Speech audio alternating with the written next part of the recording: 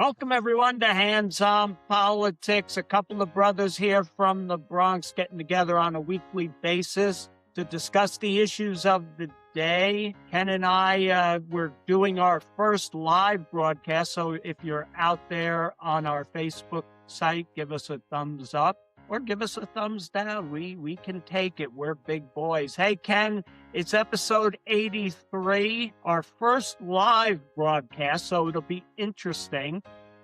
So there's no going back now. So That's right. how have you been this week? I'm doing great, Rich. You know, it's up to 70 degrees out here, so the weather's much nicer. And I do want to show you this. My daughter Kelsey made me a nice little Hands-On Politics T-shirt, and I think it's looking pretty sharp, pretty snazzy. So I'm excited about that. And pretty soon we're going to have the hats, and we'll have all the other things that we promoted a few weeks ago, Rich. So things are good. Sounds good, Ken. Hey, why don't you throw up the agenda, let people know what we're going to talk about today. And if anybody has listened to our show, you know that we take some tangents along the way. So this is kind of our outline to discuss today, but it could go anywhere. We're going to talk about the Super Bowl halftime show. We're going to talk about election integrity, and we have a clip for you there. We're also going to talk about the Nancy Guthrie case briefly, the bizarro, what's going on there. And we're going to talk about, are the Democrats on the offensive and what that means and looks like out there. And we're going to talk about the abuse that's being kind of put to the side as we discuss all the Minneapolis protests and things like that, the SAFE Act, which I think is getting voted on today, Ken. And then a little bit about U.S., the Iran. We have all of our ships and our battleships and military is surrounding in the Persian Gulf there, is in position. And Netanyahu is, as we speak on this broadcast, in the White House talking to President Trump. So we got a full agenda, Ken. And so let's start with the halftime show. This was a big deal. You know, it caused a lot of chatter all over social media, anywhere you looked. It was a big to-do. And I watched the Super Bowl. I don't know if you did. I'm a Patriots fan, always loved Tom Brady. I do like May. I think he's got a good story. He's only, 22 years old, married his high school sweetheart, all that. He's a good story, but very disappointing Super Bowl. But the halftime show, let's start with that, Ken. Did you watch it? Did you watch the TPA USA, Turning Point USA show? What are your thoughts on Bad Bunny? Well, I will say that I only watched the game. I made that a point just to watch the game. I didn't watch before the kickoff. I didn't watch halftime. I didn't watch after the show. I really only wanted to watch the game, which is, I love football. I love watching a good game, which this game wasn't as good as some of the other ones. But, you know, I really do try to use sports as a way to get away from politics. I don't want it thrown in my face as I'm watching a football game. But I'm told that somebody sung "Lift Every Voice and Sing," the Black national anthem, prior to the game, which I don't think you can be any more divisive than to create a separate national anthem for people based on the color of their skin.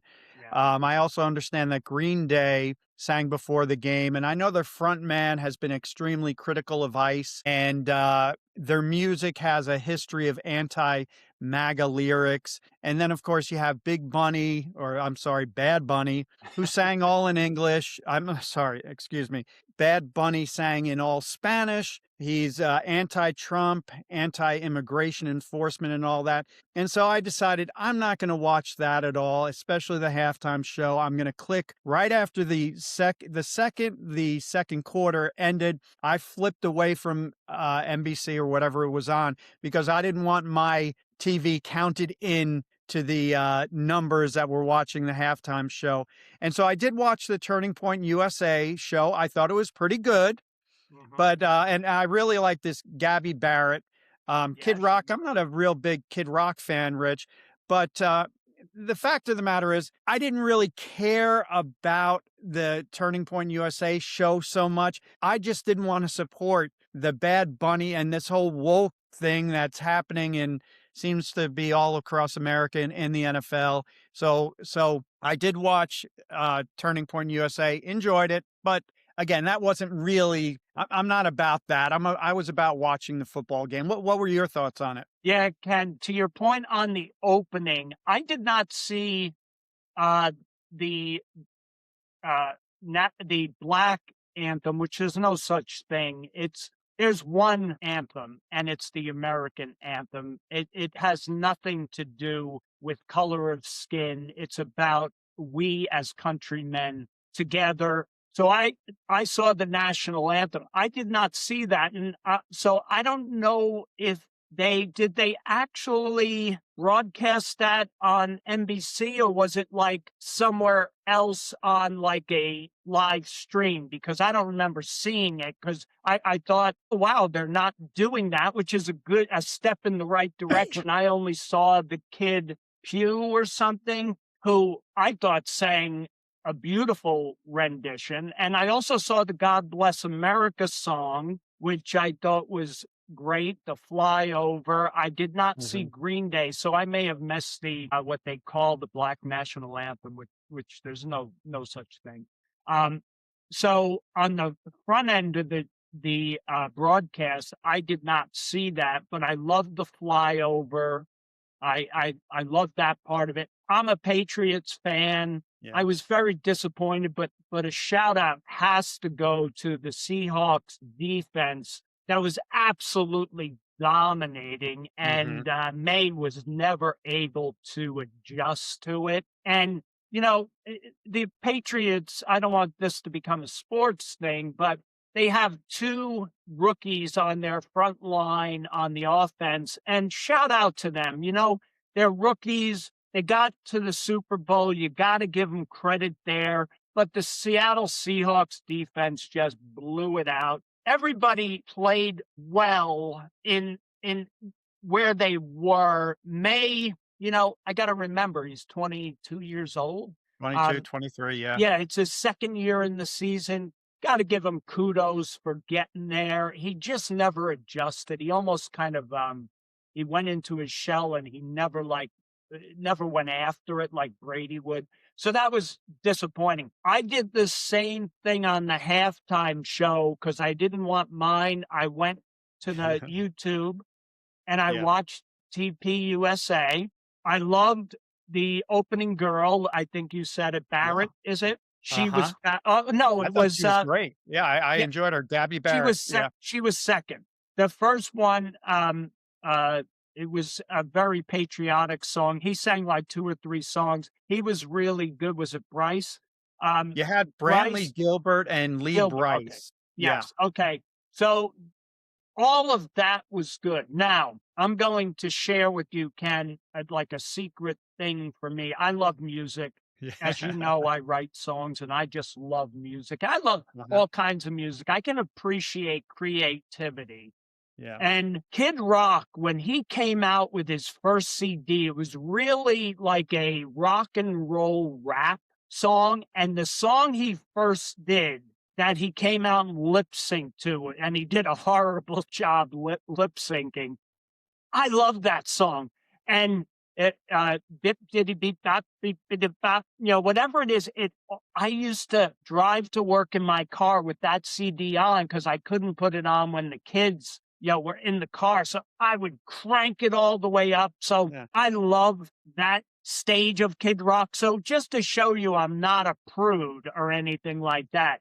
But when he came out and did the cover of You're Gonna Miss Until You Can't. Oh my God, it was the best version of that song, and I love that song. So to me, that was the highlight of the broadcast. There were 6 million viewers live, which Mhm. is a record for YouTube. I think 25 million streams. So here's the big lesson for the NFL. They have just created competition. Yeah. So now every year what I'm expecting is that if the NFL wants to poke an eye, poke, poke their fans in the eye with things like Bad Bunny, you're welcome to do that. We're going to find an alternative. And with a year's worth of promotion and production, I think it's going to be better than ever. And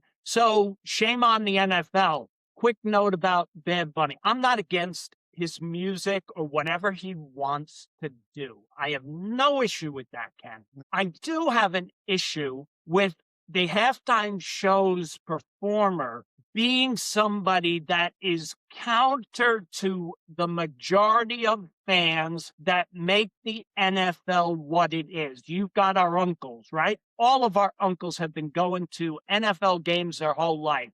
When I was Mhm. a kid, I had our Giant season tickets for a season or two. I went to all the games. The NFL's audiences, Chevy, Ford, Coors, Bud, uh, patriotism, Yeah. hard work. They are the people that go to the games, buy the tickets, buy the hot dogs. They tailgate. They make the NFL what they are. Bad Mhm. Bunny, Goodall has this vision that he's going to make American football global. Well, I got news for him. You're not going to get a lot of fans coming to America to go to the stadiums and go watch American football. They love their European football, and God bless them.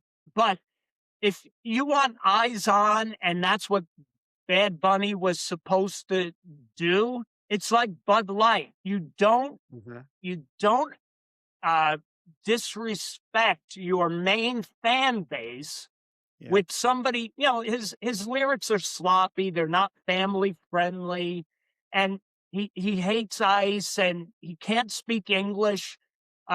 It's like, why would you do that? I don't understand it. And it's not a Bad Bunny thing. I could care less. No. He could go, No. he won a Grammy and people can go listen to Bad Bunny, but it's the Super Bowl. And Yeah. all these people touting it was millions and millions of extra people watching for Bad Bunny. Ken, I will bet none of them have ever been to a Giants game or an NFL game Yeah. or ever watch football. And they're not gonna. They tuned in for a halftime show, and their core audience, a lot of them tuned out. And people like us made the effort, but I guarantee you that mute went on in most American football families' houses, or it was like curiosity. Who is this Yeah. guy, right?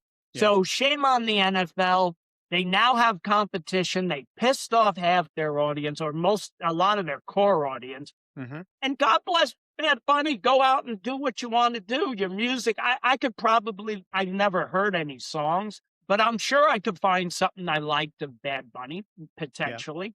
And it's Mhm. not about that. It's about sticking the finger in the eye of the sports fan, and shame on them, Ken. I'm sorry. I went long Yeah. on that, but No, no, I totally agree. And I posted something on our Hands on Politics page, and it said Bad Bunny was loved by everyone who hates football and hated by everyone who loves football. Now, that's kind of tongue in cheek, but yeah, I yeah. also wrote liberals' marketing technique: alienate your most loyal fans and pander to the extremist elements in society.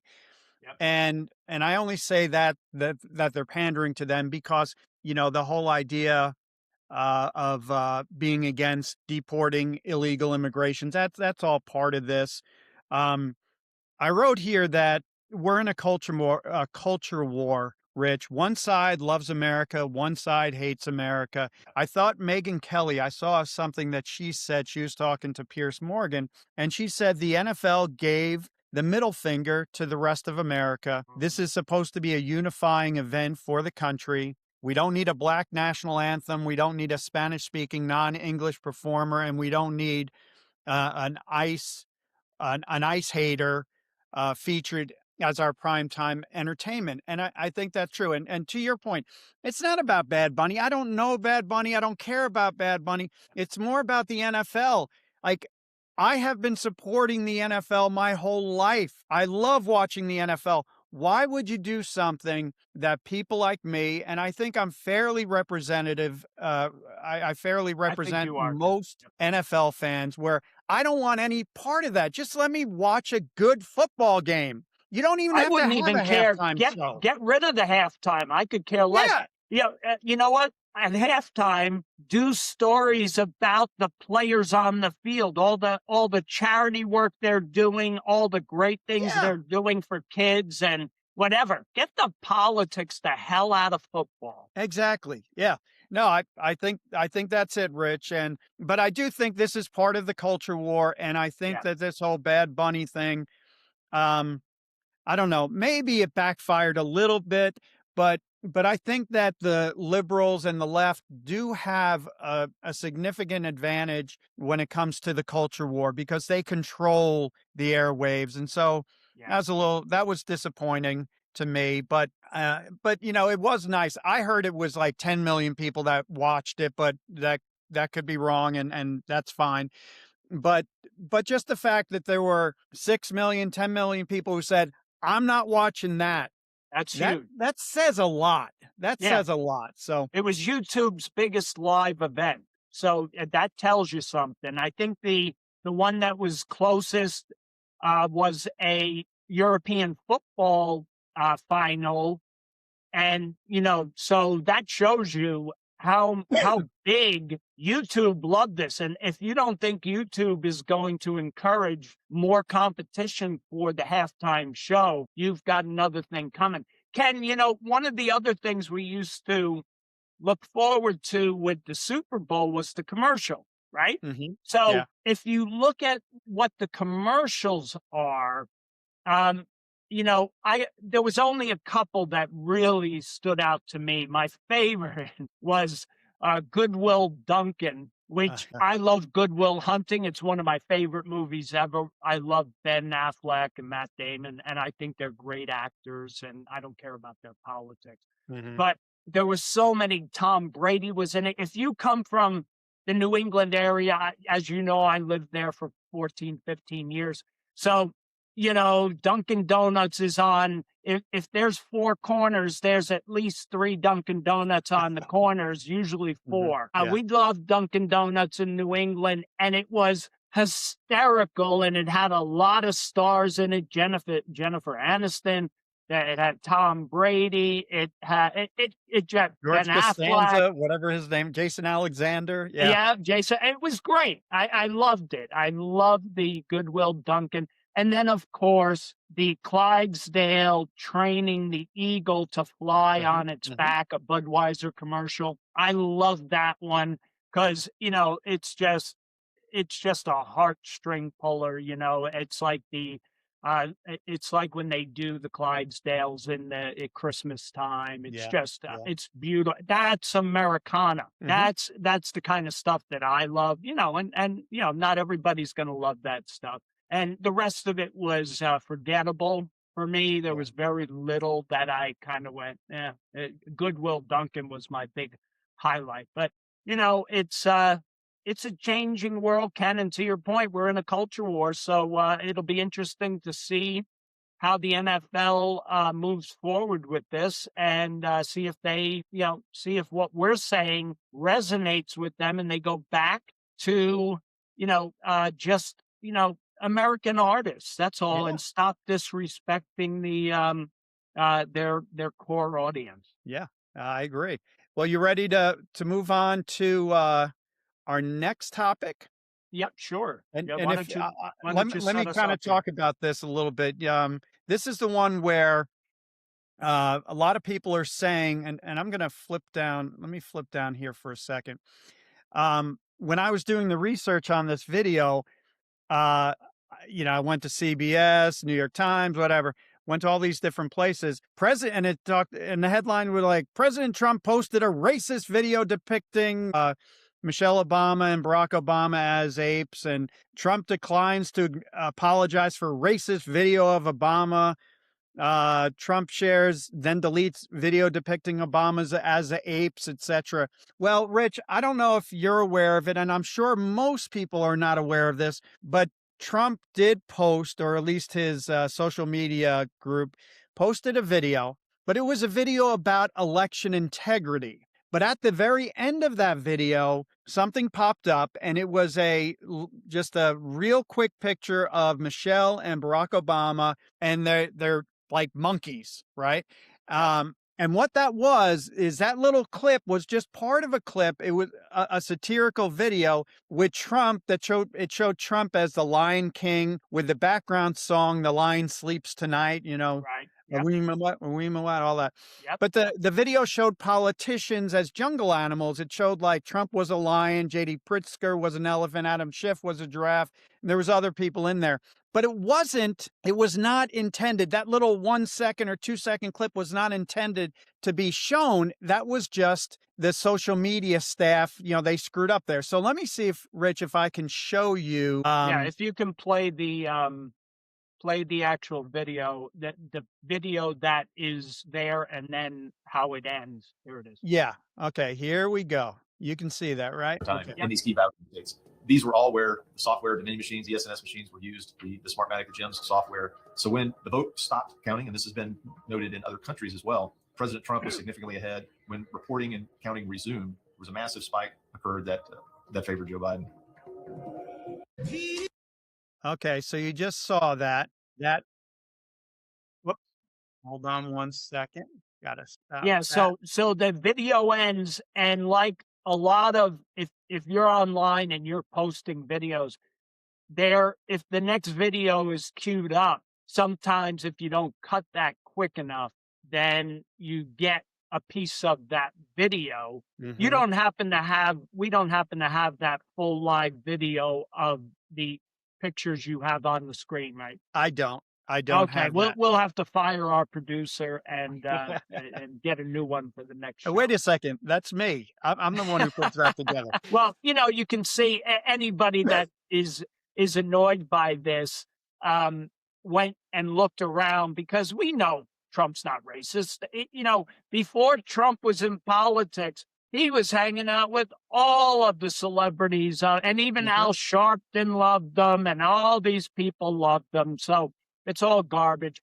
And so if you see this video, that has nothing to do with Trump and racism. The guy is so far from racist. And I know people with Trump derangement syndrome are going to, oh my God, listen to them make excuses for him. And it's like, you guys are just, you gotta step back. And even, some of our rhino establishment folks got really drawn into this and jumped right to conclusions very quickly.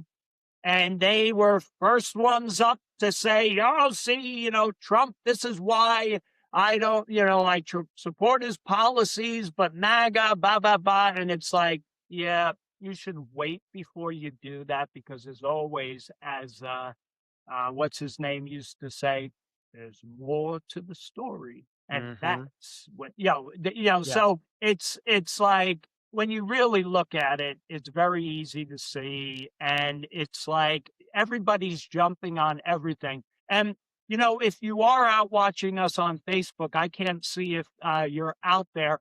Give us a thumbs up, put some comments in there. We would love to hear what you think of some of our thoughts out there. Put your thoughts out there. And if you are not a subscriber, please subscribe to our Hands on Politics page. We'd appreciate that. So, Ken, what else we got on the video? Well, let me just say, I just want to say a couple other things.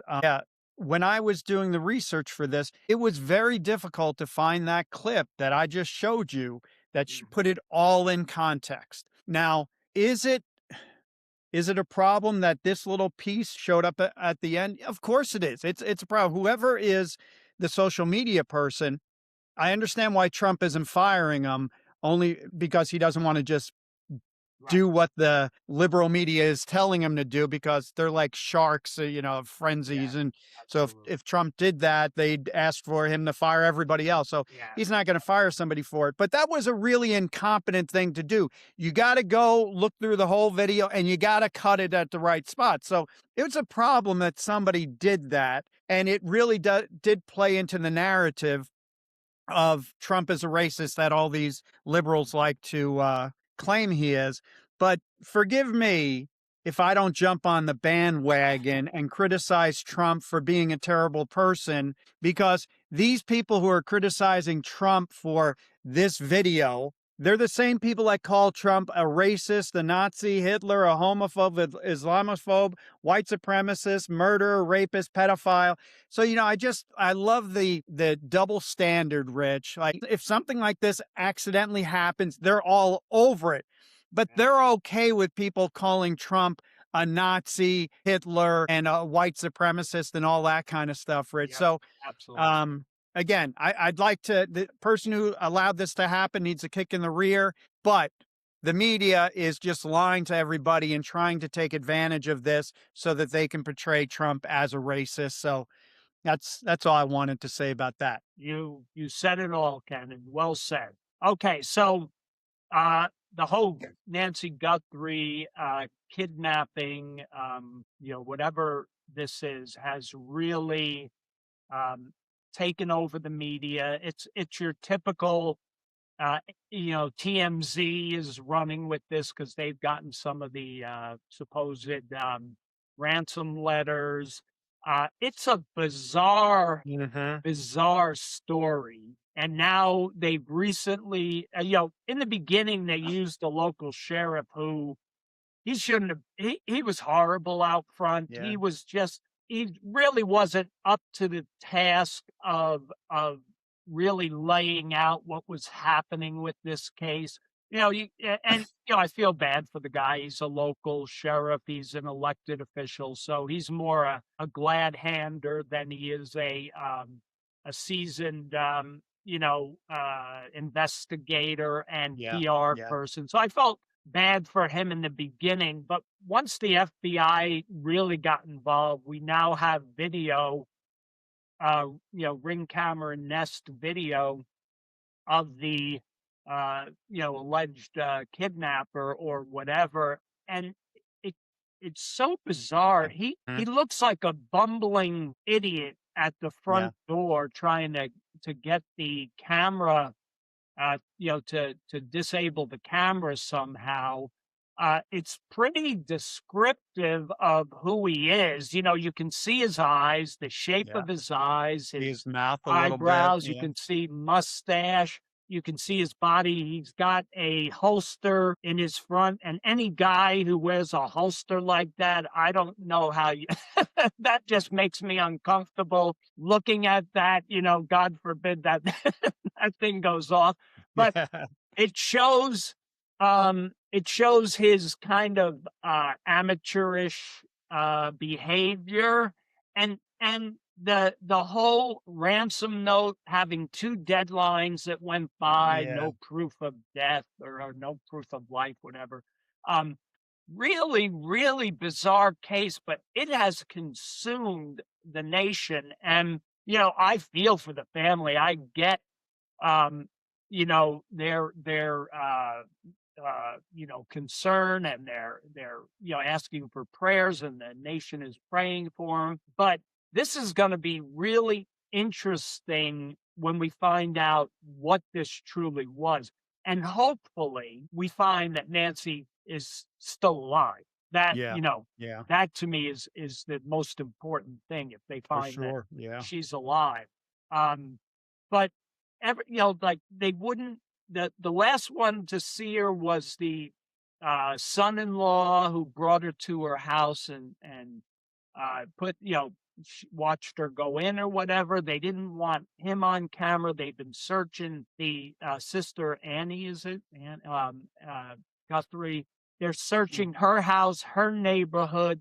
We haven't seen anything. It's really weird. Like you get this feeling, because a lot of times it's family members, Yeah. and you would think if he had nothing to do with it, he would understand how people quickly create conspiracy theories around, he was the last one with her. Who Hmm. is this guy? He's not on video. You would think that they would kind of, if that was me, I would be like, "That's my mother. I love my mother-in-law," and Yeah. I can't understand why anybody would think that. And I feel I was the last one to see her. Nothing was wrong. Blah blah blah. I just sometimes I don't get people, but it's gonna be really. I heard a Tucson a police officer. He was on one of the shows being interviewed, and he said something that caught my ear really, really, I was like, huh. He said, it's almost as if this is a hoax, the way this whole thing has been laid out. And I was like, hmm, that's an interesting thought. Was any of this planned as, a family member, it got out of hand and they were going to quietly, extort money from Samantha Guthrie, Yeah. and they were Yeah. family members that were gonna use her mother, and it exploded out of the, realm and into this big, circus Yeah. that it is. So it's a real interesting case, and, there was the last thing, there was an interview this morning, or a clip of people going to the door of the person of interest that they found that the SWAT team went after just outside Tucson, and Hmm. they interviewed this guy at his front door. He came out, and oh my God, Ken, that profile, if you would have put a ski mask on this guy, I'm going, oh my God, that's him. Body was the same, his eyes were Really? the same. He had a goatee, like, he had the whole goatee, mustache, and he was a delivery driver. So I was like, "Oh man, that's the guy." But they didn't take him in. They just interviewed him. But my instinct is they're going back to that guy. And maybe they're going to keep an eye on what he does after they interview him, because maybe they're waiting for him to make a mistake and lead them to something else. But Well, I just find it. didn't they bring in somebody for, No, I well, think, they might have brought him in, but he was at his house, and okay, the media interviewed him briefly, and he was like, his demeanor was like, somebody said it looked like me, and I'm really surprised that these people came and asked me. So his demeanor was not suspicious, but really? man, did he look just like him. And I can see why people would have said, "Oh, that's him," So we'll see if they come back to him. But it was just very intriguing, and who knows what's happening right now as we speak. I think at some point this thing's going to explode very quickly. Yeah. Yeah, I thought it was very interesting that, I have the Ring doorbell, and we don't pay to, keep the video, it's just like somebody knocks on our Yep, door, we can look at them and we can look outside whenever we want, but we're not getting video. And so you just assume, and I think most people in the media assumed also, if you don't have that version of the Ring doorbell, whatever they have something yep, similar to it, that you can't get the video.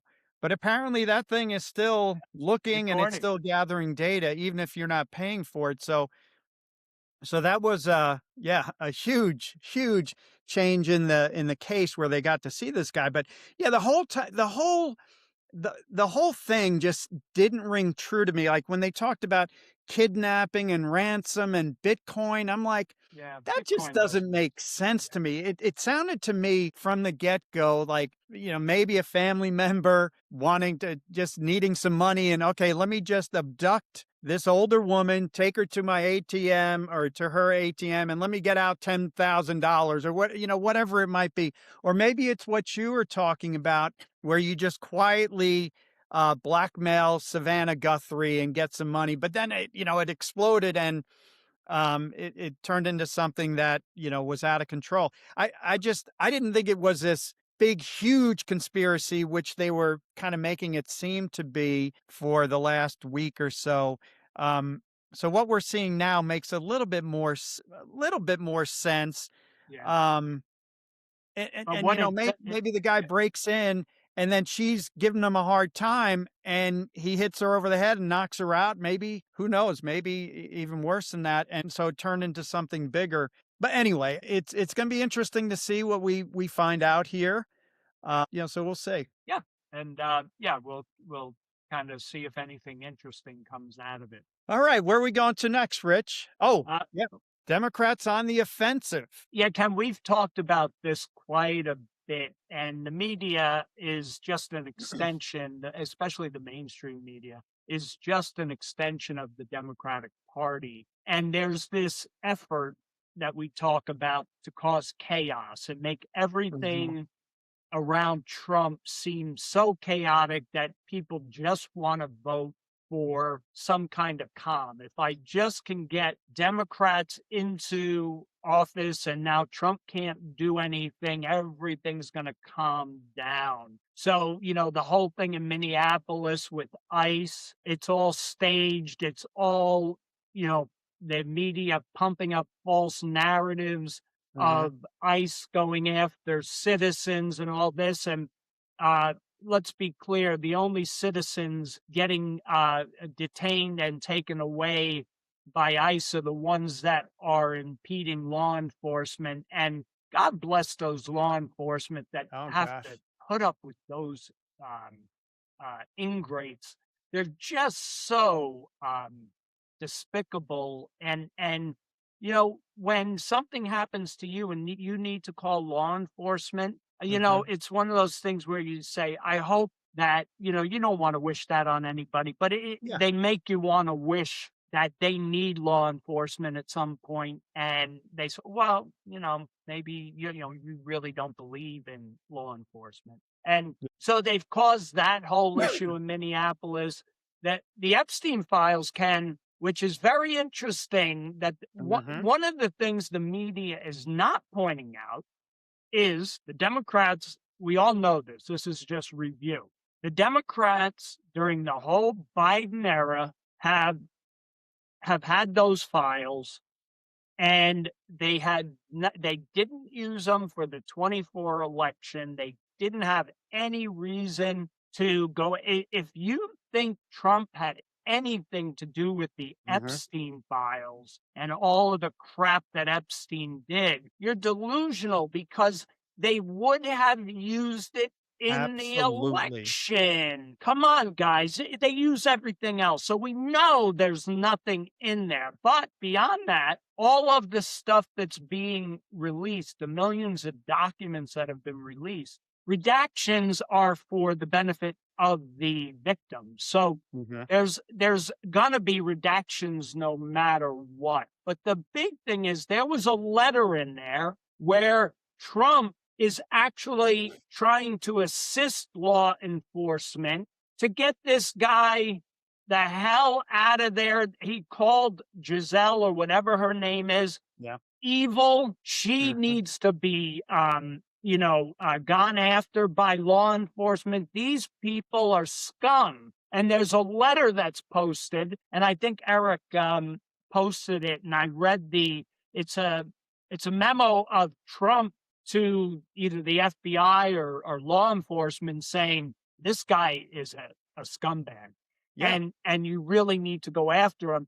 And there's even some speculation that Trump may have been acting as an informant to get this guy, because Epstein is a Democratic donor. He's a Democratic operative, always has been. Everything you see is him supporting Democrats. He hated Trump, and he wanted Trump.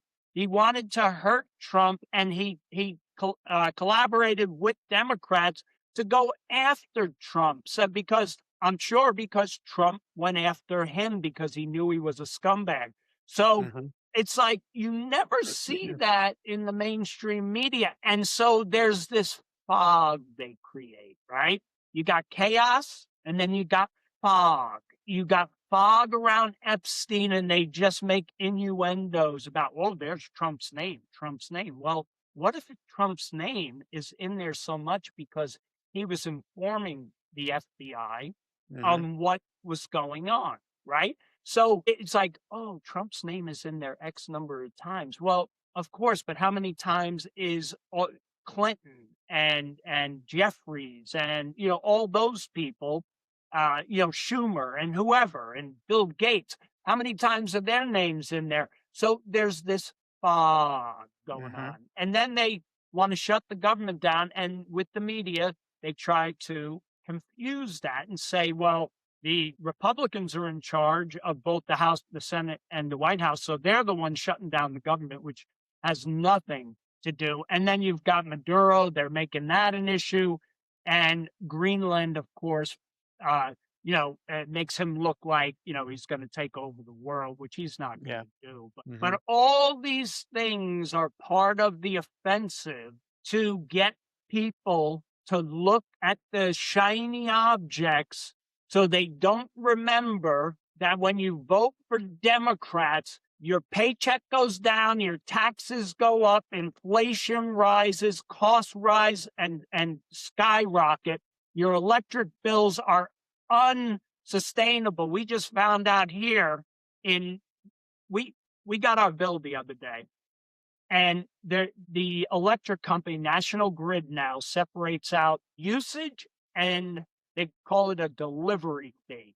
And now the delivery fee is more than the usage. So Oh, you're you kidding. you cut down on your use and they increase the delivery fee. So, Oh my and I God. found out that 25% of the delivery fee goes into the government coffers. Oh, 25%. So, Ken, as we get rolling towards the election, we are going to talk a little bit about New York's election because, for our roots in the Bronx, and I live in New York. We got to get Kathy Hochul booted out. These Democrats are destroying us.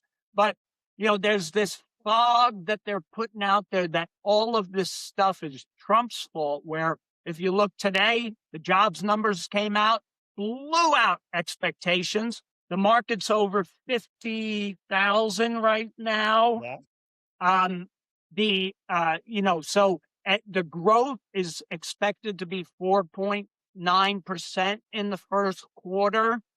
Everything's moving in the right direction, and they're trying to create this chaotic fog distraction offensive Yeah. or the voter that doesn't pay attention, like the people who are watching us now.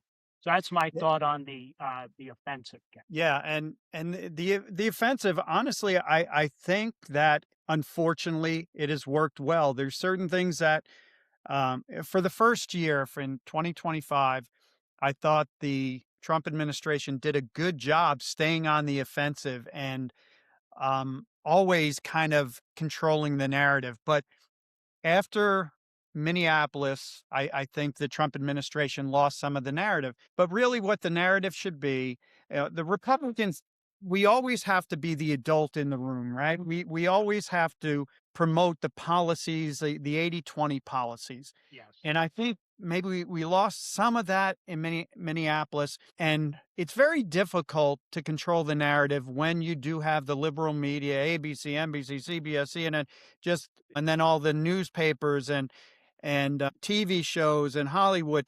It's hard to control the narrative. So I don't want to be too rough on the Trump administration. But the fact of the matter, in Minneapolis, what do we have? During the Biden administration, we had millions and millions and millions of people coming here illegally. Yep.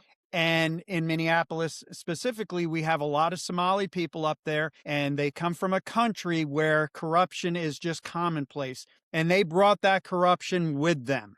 Yep. And but anyway, the federal government has a responsibility to deport illegal aliens, period. And that's what they were doing. That's what the Trump administration was doing. And they were being fought in illegal ways.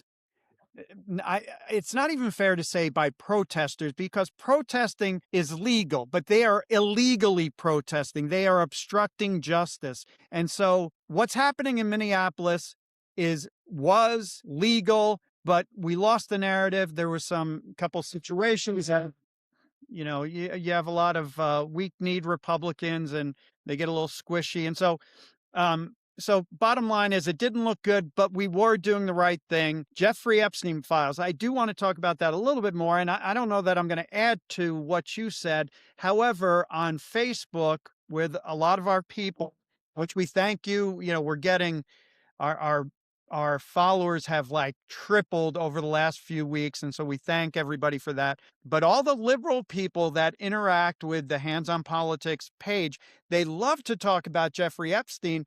And so I think it bears repeating what you talked about. The Biden administration had these files for 4 years, and we know that the people in the DOJ, that we have a lot of people with Trump derangement syndrome. So even if technically they were not allowed to release the files, that the files would have been leaked out if there was anything about Trump. And so even today, under the Trump administration, there's still a lot of TDS people in there too. They would release these files if there was anything in there. And so the fact that there's nothing in there, or there's nothing being released, the only conclusion you can come to is that there's nothing damaging to Trump that's in there. But having said that, if there was something in there about Trump and he did something terrible, and we had to move on from Donald Trump and we moved on to JD Vance, I'd be okay with that. So the fact of the matter is, there's nothing in there about Trump. But I'll tell you what, if JD Vance gets in there, when he gets in there, I'm excited about that too. So, so I wanted to point those two things out, Rich. And again, I don't know what the Republicans can do to overcome the liberal media, because they literally just lie to people. And let me just tell you this. One of the things, they like to talk about Trump being a pedophile because of the Epstein files and everything. And I point out to people over and over again, like, did you know what Joe Biden's daughter wrote about him in her diary? Yeah. That he took showers with her. He used to take showers with his little girl. None of them know this. None of them know this. This is imagine if Trump had that? Oh my gosh. Yeah.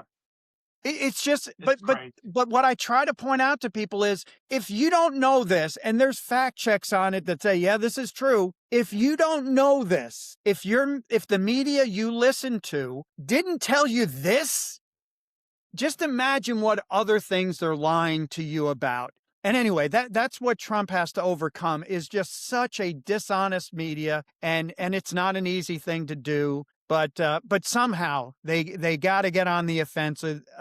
They have to get the narrative back. And I think what you were talking about also with the economy, I think maybe that's where that's where they're going to get the narrative back, is on the economy, because there's a lot of good things happening there, Rich. Yeah, no, absolutely. And, he does, like, that's why the posting of the video and not being no attention to detail there to distract.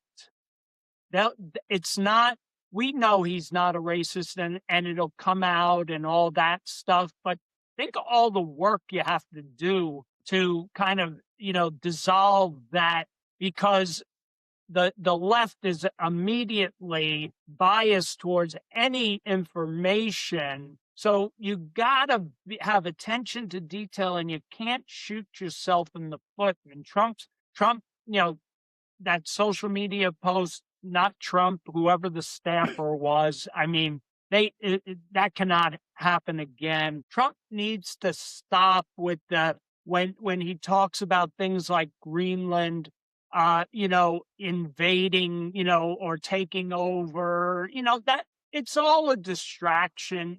He's got to be more cautious with his rhetoric, we've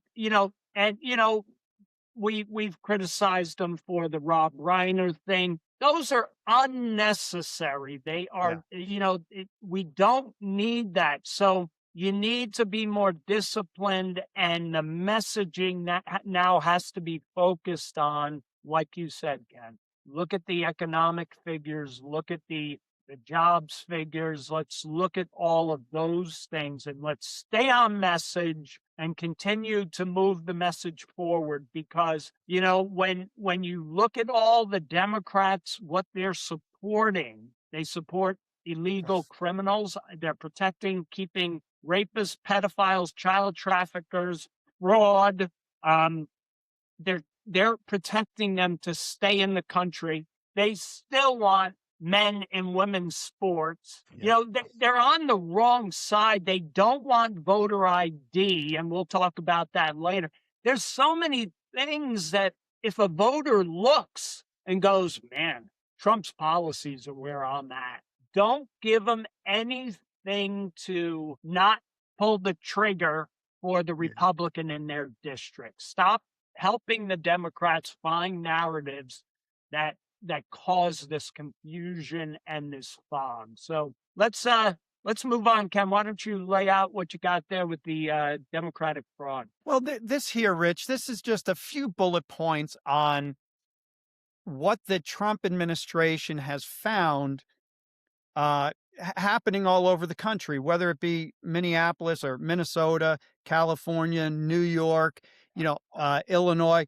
There's just so much fraud taking place all over the country when it comes to government programs, whether it be, it's generally tied to Medicaid, or, different Social types Security. of food stamps or SNAP, whatever it. But we have massive fraud taking place all over the country, and the Trump administration is uncovering it, and they're taking steps to correct it. But I guess my point here, Rich, and the conversation that I want to get into is, we're right now, the narrative, the Democrats have the advantage in the narrative. However, if you look at what the Democrats are doing, I mean, they're doing things that no sane voter would ever want to support. And so we got to talk about more. We need to talk about this more so that people know they have two choices. One is the Republicans, and they might not be perfect, but they're pretty darn good. And then you have the Democrats, who are just awful. And just before we get into the fraud, it goes to what you talked about a little bit. The Democratic Party, they defend illegal immigration. They fight against voter ID, photo ID. They have sanctuary cities. They defend racist policies like DEI, critical race theory, men playing in female sports. All this stuff, we got to keep on reminding people, this is the Democratic Party. Democrats are Mandami. Democrats are Mandami. Yeah. So that's kind of, so I'm going to pass it back to you, but that's what it's very frustrating right now. It seems like people are like, oh, well, maybe the Republicans are doing bad, and so maybe the Democrats are okay. No, they're not. If you look at their policies, they're scary bad. You know what I mean? Yeah, Ken, the Republicans need to start spending that war chest on showing commercials in all kinds of districts where they think they might have the opportunity to pick up, or there's an opportunity to lose.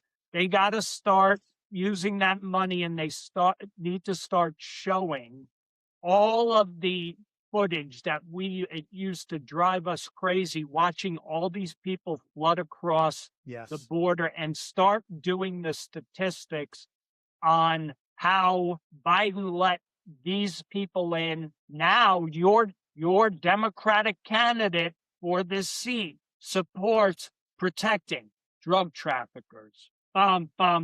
Trump stopped. The border is closed. He stopped fentanyl deaths. He stopped child trafficking. They need to start using that money in the districts, because they say could be a 25, the Democrats keep touting this number. There could be a 25 seat reversal. Well, if we know, let's look at those seats and let's start targeting those seats and go, we got to hone the message, because as we know, the GOP is spineless. They're horrible. They can't even get a vote over the finish line that 95% of Republicans want, 86% of Democrats want. They can't get voter ID across the line. And you have the House and Senate. This is an issue where you say, they're going to blow out the filibuster, Ken. These are the issues that these are going to be long-term good things for America, which is voter ID, having a photo ID for voting, citizens only. These are things that are going to have long-term consequences, good for the American people. But our GOP can't get anything done. And I don't care in the House, you have a slim majority, use it. It doesn't matter if it passes by one vote.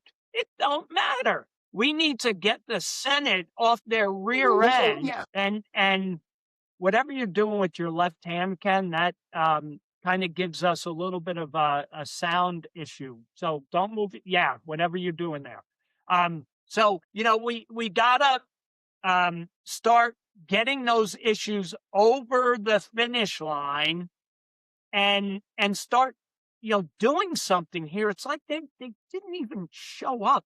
It's getting so frustrating. And I'm so sick of the perfection people that, Massey, Massey's a jerk. Okay. Massey, I might agree with 90% of Massey's policies, but you're a jerk because you are keeping us from incrementally moving in the direction we want to go because of some purist idea that it's not perfect. Yeah. Do you think the Democrats got here by, just like, always waiting for the perfect bill? Hell no. They've been getting here incrementally for years and years and years.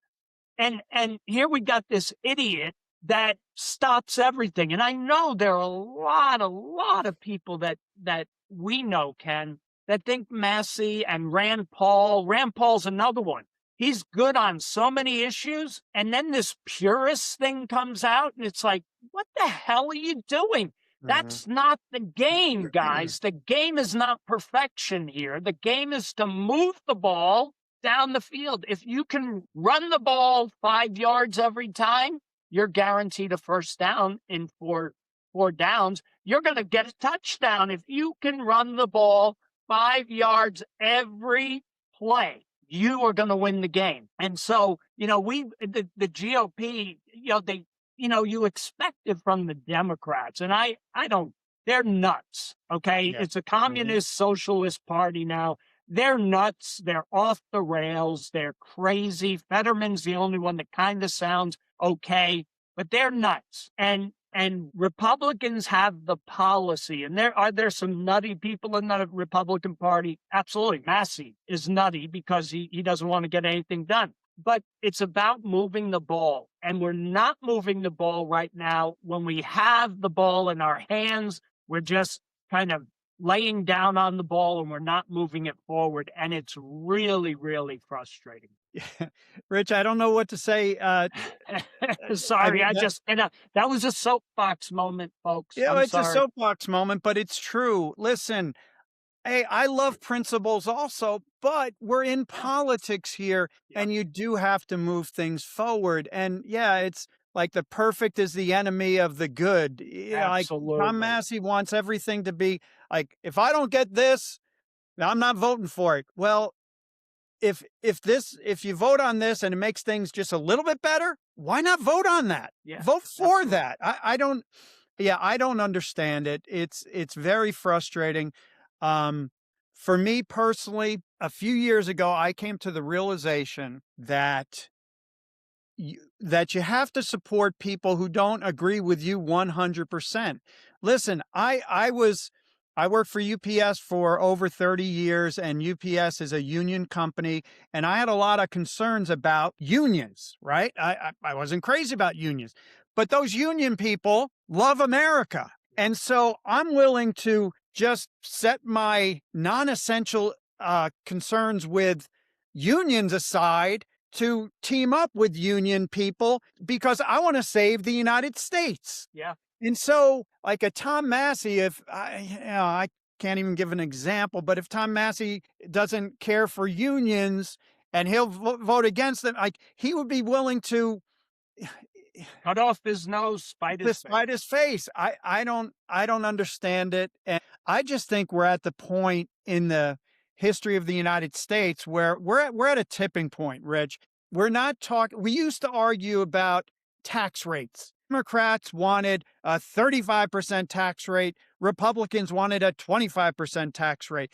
The Democrats wanted more regulations. The Republicans wanted less regulation. We are now talking about whether or not we should be funding sex changes for 10-year-olds. I mean, we have lost our minds. We are arguing over whether or not to allow in millions and millions of illegal aliens or deport millions of illegal aliens. Like, we're not even on the same planet anymore. The Democrats, like you said, they have lost their minds. And the Republicans, they're pretty darn sane, not on everything, not every one of them, but my gosh, we need to stick together just to get us back to the point where we're talking about normal things and not these insane, like, we are literally talking, like, the Democrats will argue with you whether or not a man can have a baby and whether or not a woman needs to get a checkup for prostate cancer.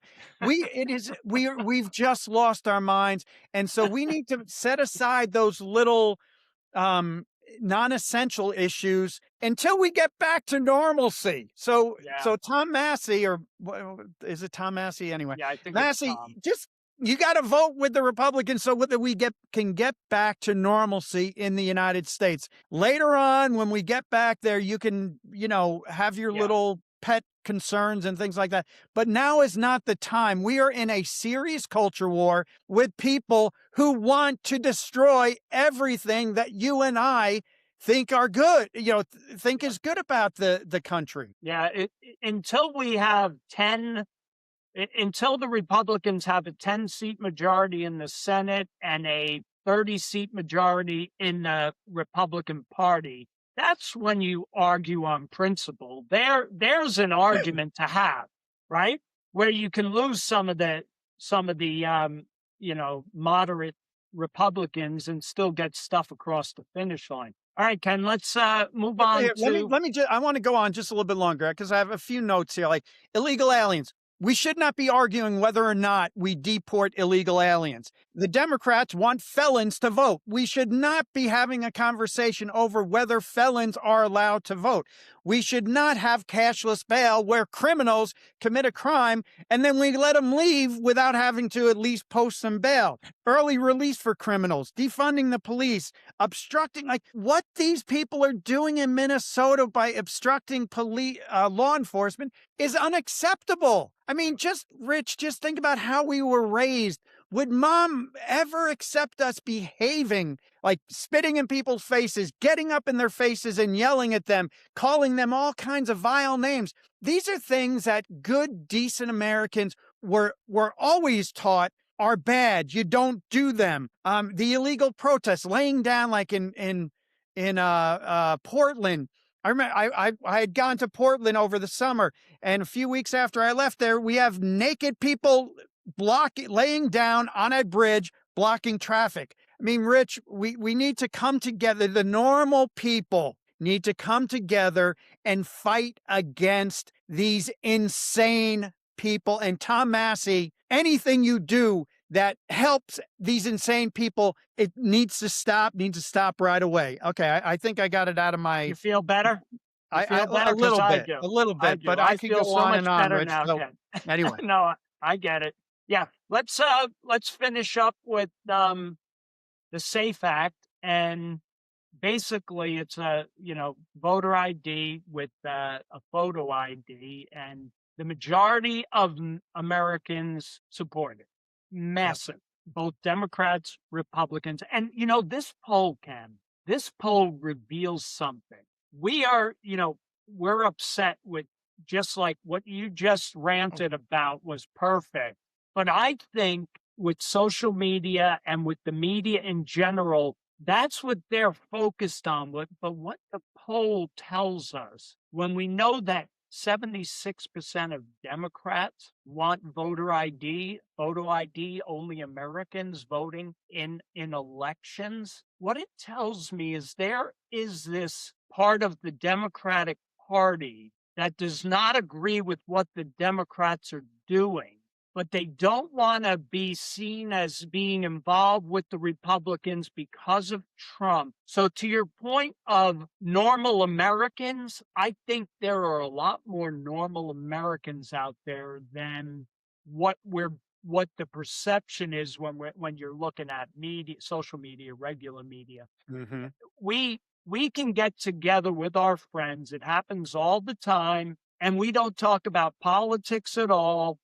And I don't know if they support defunding ICE, and they don't know that I love law enforcement and voted for Trump, whatever the case might be, because we have American values that we go out and we can interact without that. We know our election process is where we get that done. And when it comes to election time, that's where we make our arguments and things like that. So to your point, Ken, this poll to me gives me the hope that there will be, when these Democrats in this 76% start paying attention, and if the Republicans are right on with their messaging, they're going to shake their head and go, I can't support this lunatic AOC in the districts where there are not a majority of lunatics like AOC, right?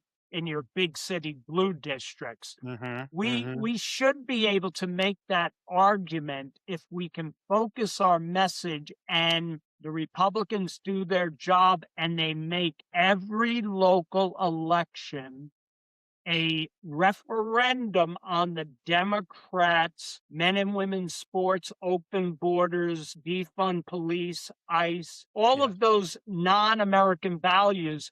I think that's how you hold the seat. And the fact that the Republicans can't get the SAFE Act over the finish line is so frustrating to me. This should be a no-brainer. And, and the argument is, Jim Crow 2.0, give me a break. That is so racist to suggest that Black people, our friends, can't get a voter ID. They even reject it. I think it's, 70-something% of Black folks are for voter ID.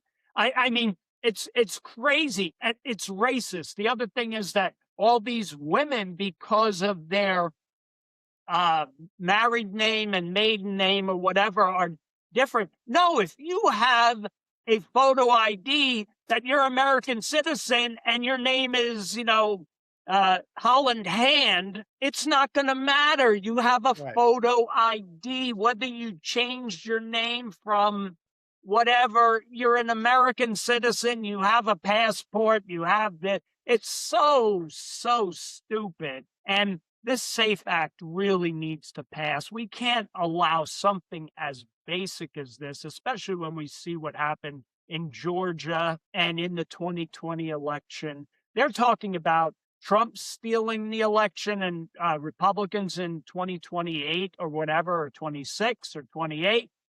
They're just projecting because they know that if this act goes through, it's going to be so damn hard with, purging voter rolls with people and, all these illegals were put on the voter rolls in all these blue states. They got to get off the voter rolls because if you don't have to show, like in New York, I don't have to show an ID. So if I show up, my name, there it is, and I can vote. So there is no voter integrity in New York. And why do you think New York is a one-party state? It's because there's no integrity in voting. That's part of the reason.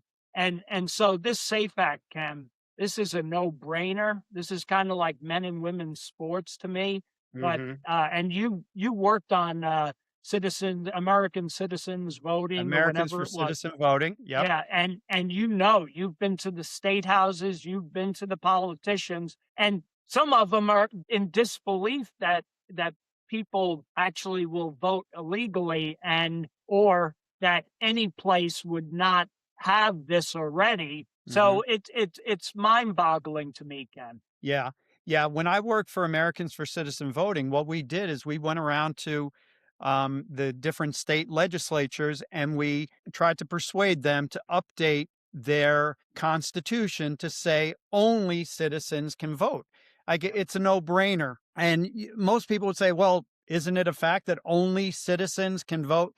And there is a whole cottage industry of people out there, liberal people, who would say, no, other people can vote in elections. And so, even though it's like an 80-20 issue, and like you were saying, the most Democrats agree with this issue too, only citizens should vote. The fact is, the leadership doesn't want that. And the leadership doesn't want that because they want to be able to cheat, no doubt about it. Yeah. But anyway, we would go to states and we would talk to legislators, and the Republicans would always support it. In many of the states, the Democrats would just would totally, no, we don't need that. And it's a waste of time and all this kind of stuff. There were some states like Iowa, both Democrats and Republicans supported it. But again, they don't want that in the law, or they don't want it in their state constitution, because they do want to allow illegal aliens or non-citizens to vote. And it's the same thing with I guess it's really the SAVE Act, Safeguard Yeah. American Voter Eligibility. They don't want that for the same reason. It's because it limits their ability to fudge the numbers. And let me also point out the voter roll maintenance at the bottom there. That's huge, because Absolutely. the voter rolls in a state, they change dramatically year to year. People die, people move, to a lesser extent, there's people that go to jail, but there's different issues like that. And so if you have a really dirty voter roll where you have a lot of names on there that shouldn't be there, and then if you send out absentee ballots to those people, which this is what happened in Georgia in 2020, you had tens of thousands of people who are no longer eligible to vote in Georgia, but Brad Raffensperger sent absentee ballots out to all these people to allow them to vote. And then, it's very difficult to stop people from, fraudulent votes from happening when you're sending out millions and millions of these types of ballots, Rich. So, and last point, the Republicans, and one of the things we did with Americans with Citizen Voting, one of our points was, hey, you need to bring this up during an election year because so many people support it. If you put it on the ballot, whether or not only citizens can vote, if you put that on the ballot, you're going to get a lot of people coming out to the election just to vote on that issue. And in the same way, if the Republicans can get this, if they can't get it passed in the House and the Senate, if they can make it an issue in the midterm elections, that could Yeah. be a real good positive for Republicans to get conservative people out to the polls. So, we'll see if that is how it unfolds here. Yeah, no, and we got to make sure that you know, I forget what the number is. 40% of Christians don't vote, or churchgoers that go to church often.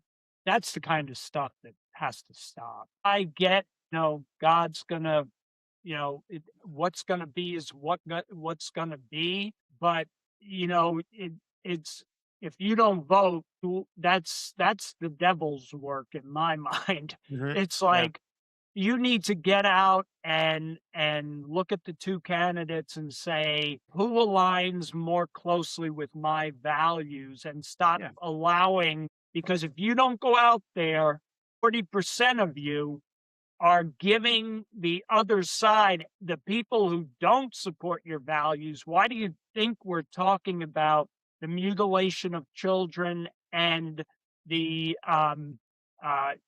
the men and women sports issues? This is not a good thing. So we need to motivate people to get out to vote, and I think the Safe Act is one of those things that can do that. Yeah. Um, but because the left is going to be motivated to vote, And the Trump derangement syndrome is a real strong motivator. So you got to offset that. And, we'll see how it goes. We're still a long way. So we'll see what happens. A billion things can happen. And Yeah. Ken, let's finish up here on the, unless you have something else to say there. Netanyahu is in the White House right now, or he was this morning. And that tells me we've been predicting something going on in Iran very soon. And this is truly an indicator. I think last time Netanyahu came, it wasn't long afterwards that we ended up with the Iranian nuclear facility. And now I think what we're going to end up, there's something going to happen. There's no way nothing's going to happen in Iran. They're either going to step down. We're going to find out the Ayatollah is no longer with us on this earth, or there's some other military action is going to be in place. But it's going to be interesting. Any kind of negotiations with Iran, the only negotiation that they should be having after killing 20 to 30,000 of their own citizens who were revolting against the Ayatollah, the only issue in negotiations they should have is how the Ayatollah steps down. Either you leave the country, go to Russia, go to some, North Korea, or we take you out. That's the negotiation. That's all that they should be talking about. Yeah, I have mixed emotions about this whole U.S. Iran thing. I loved what we did taking out the nuclear site, but I am concerned about staying focused on the midterms, staying focused on doing things in the United States that are going to help the American people, which in turn will help the Republicans maintain the House and the Senate. So I think we have to be careful not to get distracted, because I think it would be a great thing if we were able to help out, and if the Iranian people got freedom again and they got out from under the oppression of the Ayatollah and all that. I think that's a really good thing for them. However, I don't know how much credit or how much, Americans are going to appreciate that. It's kind of like, oh, yeah, well, that's great. You did that great thing for Iran, and that's good for them. But hey, what about my prices? Hey, what about the, Absolutely. I agree with that. Yeah. Yep. So we have to be careful. I don't want to say we can't do anything. However, but I just don't want to get distracted by this, because I don't know, and I doubt that it's going to help us in the midterm elections. That's kind of my thought on it. No, it's a really good analysis, and there's not a huge upside for us, I guess.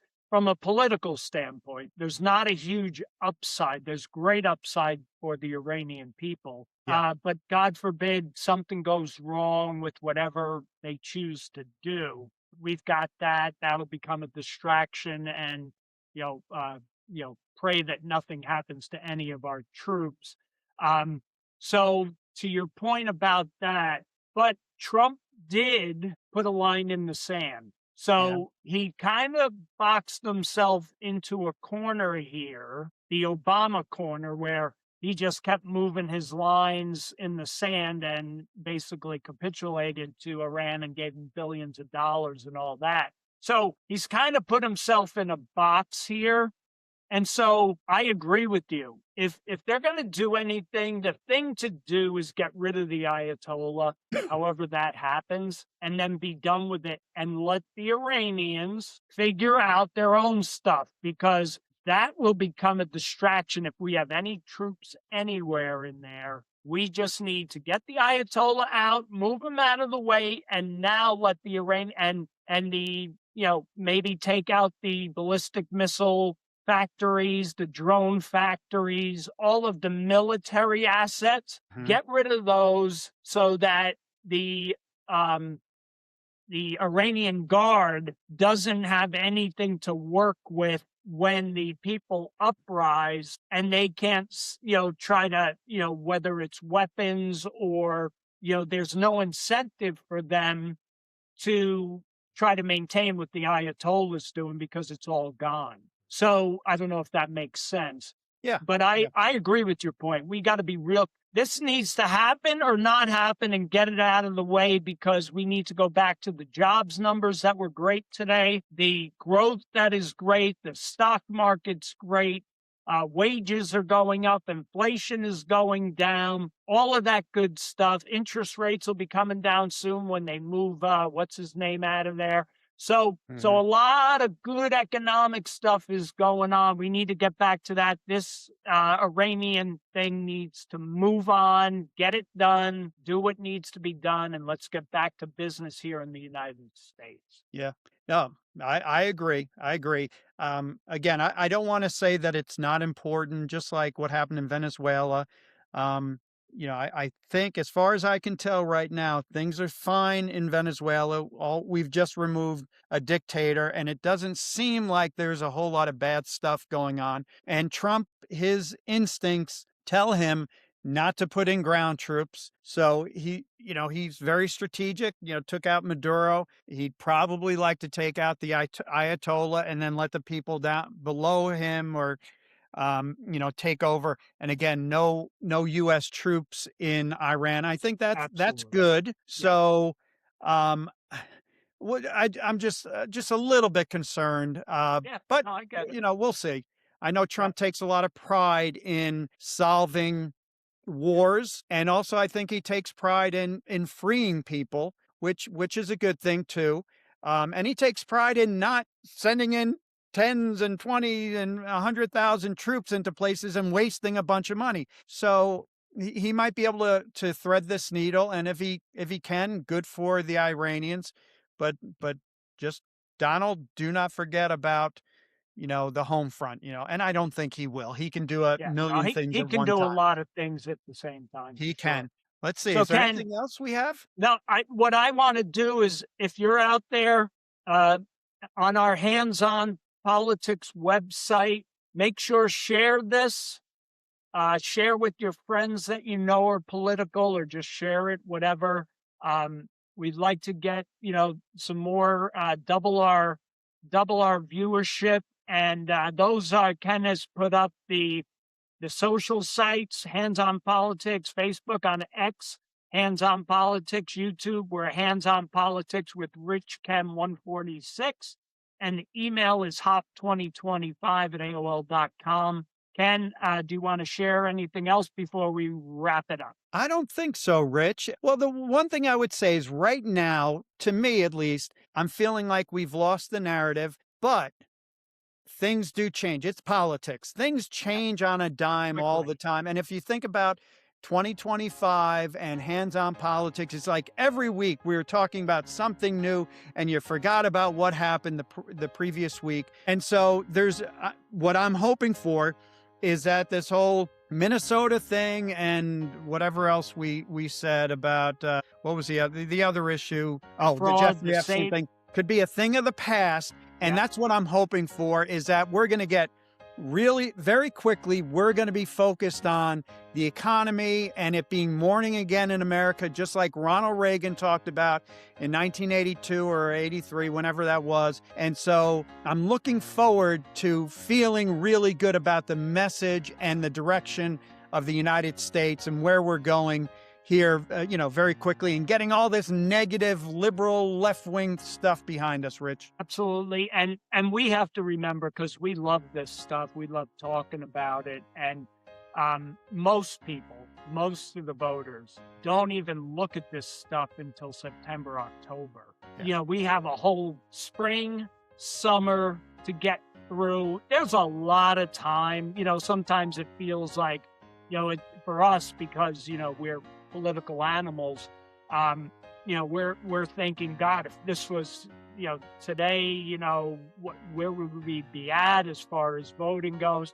But by the time people start looking at the midterms, the normal voters, we are going to have talked about probably 100 different topics. Yeah, that's true. So we're going to have to, as we get into September, we're going to have to get some of the best of hands-on politics and start combining them as lessons and getting them out there on remember when Trump closed the border. Remember when Trump, reduced your taxes. Remember when he increased your, your deductions for your taxes and you got that $4,000, refund, and interest rates are down and eggs taste better at this price, all that good stuff. So, all right. Thank you for listening to us here on Hands on Politics and watching. And if you were on the Facebook site, hope you enjoyed the live simulcast and leave some comments. And we'll look forward to seeing you next week when a couple of brothers from the Bronx get together to talk about politics of the day, trying to make politics understandable for those who want to understand politics. We'll see you next week. Ken, we'll catch you next week. It was great hanging out with you today. Same here, Rich. I'll talk to you next week. Sounds good. Bye. All right.